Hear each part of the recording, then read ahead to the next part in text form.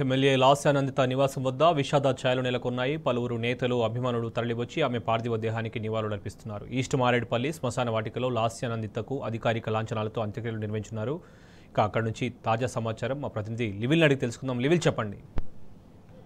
తెల్లవారుజామున జరిగిన లాస్యానందిత ఏదైతే మృతి ఉందో దీనికి సంబంధించి ఇప్పటికే బీఆర్ఎస్ శ్రేణులంతా పెద్ద ఎత్తున చేరుకుంటున్నారు. బీఆర్ఎస్ అధినేత మాజీ ముఖ్యమంత్రి కల్వకుంట్ల చంద్రశేఖరరావు సైతం పార్థివ దేహానికి లాస్యానందిత పార్థివ దేహానికి నివాళులు అర్పించారు. ఉదయం నుంచి అంటే ఎప్పుడైతే చనిపోయిందని తెలిసినప్పటి నుంచి కూడా వెంటనే ఉన్న హరీష్ రావు మాజీ మంత్రి తలసాని శ్రీనివాస్ యాదవ్ వెంటే ఉండి అన్ని అండగా వాళ్ళ కుటుంబానికి అండగా ఉంటూ అన్ని ఏర్పాట్లు చేస్తున్నారు. ఉదయం ఎక్కడైతే యాక్సిడెంట్ జరిగిందో అక్కడి నుంచి పడంచేరు హాస్పిటల్కి వెళ్లారు మాజీ మంత్రి ఎమ్మెల్యే హరీష్ రావు. అనంతరం అక్కడి నుంచి నేరుగా గాంధీ హాస్పిటల్ కు పోస్ట్ మార్టం నిమిత్తం తీసుకొచ్చారు. అక్కడ మాజీ మంత్రి తలసాని శ్రీనివాస్ యాదవ్ తో పాటు పలువురు బీఆర్ఎస్ ఎమ్మెల్యేలంతా కూడా అక్కడే ఉండి పోస్ట్ మార్టం అనంతరం లాస్యానందిత నివాసం అయినటువంటి ఈ కార్ఖానాలోని నివాసానికి పార్థివ దేహాన్ని తీసుకొచ్చారు. అనంతరం వారి కుటుంబానికి అండగా ఉంటామని చెప్పారు. వారి కుటుంబానికి అన్ని విధాలు ఆదుకుంటాము అని భరోసా ఇచ్చారు వారికి. అయితే గత సంవత్సరం ఇదే నెలలో వాళ్ళ లాస్యానందిత తండ్రి అయిన సాయన్న కంటోన్మెంట్ ఎమ్మెల్యే చనిపోవడము, అదే నెలలో లాస్యానందిత చనిపోవడం విషాదకరమైన బాధగా అని చెప్పు ఇక్కడ అంతా వచ్చిన కంటోన్మెంట్ నియోజకవర్గ ప్రజలంతా కూడా దుఃఖిస్తున్న పరిస్థితి కనిపిస్తుంది. ఇటు ఉదయం నుంచి కూడా బీఆర్ఎస్ శ్రేణులు కావచ్చు, బీఆర్ఎస్ నాయకులు, ముఖ్య నాయకులతో పాటు మా ఎమ్మెల్యేలంతా కూడా ఇక్కడ ఉండి అన్ని వారి కుటుంబానికి అండగా ఉంటూ ఎప్పటికప్పుడు అన్ని పర్యవేక్షిస్తారు. మరి కాసేపట్లో అంత్యక్రియలు ప్రారంభం కానున్నాయి. ఇక్కడ ఇస్మాడిపల్లిలోని హిందూ శ్మశాన వాటికలో అంత్యక్రియలు జరపనున్నారు.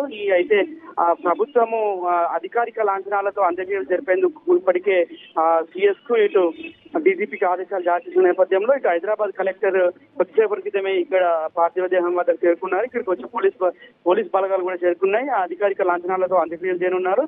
అయితే ఈ కంటోన్మెంట్ లో సాయన్న అయితే ఏ విధంగా ఎమ్మెల్యేగా ఉన్నప్పుడు సాయన్న ఏ విధంగా సేవలు చేశారో ప్రజలకు, అదే విధంగా కూడా తను ఎమ్మెల్యే అయ్యాక ఈ 3 నెలల కాలంలోనే మంచి పేరు సంపాదించుకుంది. ఆమె మాకు సాయన్న లేని లోటును తీర్చింది. అలాంటి తరుణంలో ఇంత తొందరగా మా నుంచి దూరం అవడం ఇది చాలా విషాదకరం అని చెప్పేసి కూడా ఇక్కడికి వచ్చిన ప్రజలంతా కూడా దుఃఖిస్తున్న పరిస్థితి కనిపిస్తుంది. వారి కుటుంబాన్ని ఎంత మంది ఓదార్చినా వాళ్ళ తల్లి కనీసం ఊకునే పరిస్థితి లేదు. ఎందుకంటే గత సంవత్సరమే తండ్రి చనిపోయాడు, బిడ్డకు కేసీఆర్ మళ్ళీ ఎమ్మెల్యేని చేశాడు. అయినప్పటికీ ప్రజలకు సేవ చేస్తామనే తత్వంతో ఉన్న మా కుటుంబానికి ఇంత విషాదం జరగడం ఇది ఒక దురదృష్టకరమైన విషయం అని చెప్పేసి కూడా వారి కుటుంబ సభ్యులంతా దుఃఖిస్తున్న పరిస్థితి. అలాంటి తరుణంలో ఇటు ఉదయం నుంచి కూడా ఎమ్మెల్యే హరీష్ రావు ఇక్కడే ఉండి అన్ని పనులు పర్యవేక్షిస్తున్నారు. ఇటు ఎమ్మెల్సీ కవిత సైతం వారి కుటుంబానికి ఓదార్చి వారికి అండగా ఉంటామని చెప్పారు. ఇటు బీఆర్ఎస్ అధినేత ఆదేశాల మేరకు ప్రతి ఒక్క బీఆర్ఎస్ ఎమ్మెల్యే, మాజీ మంత్రులు అంతా కూడా ఇక్కడే ఉండి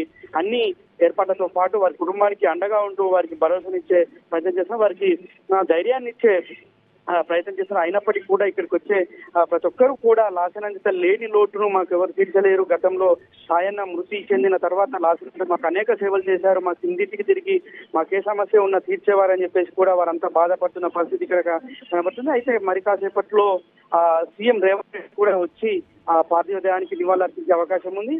ఇప్పటికైతే మరికొద్ది సేపట్లో అంత్యక్రియలు అయితే స్టార్ట్ కానున్నాయి. శోభన్.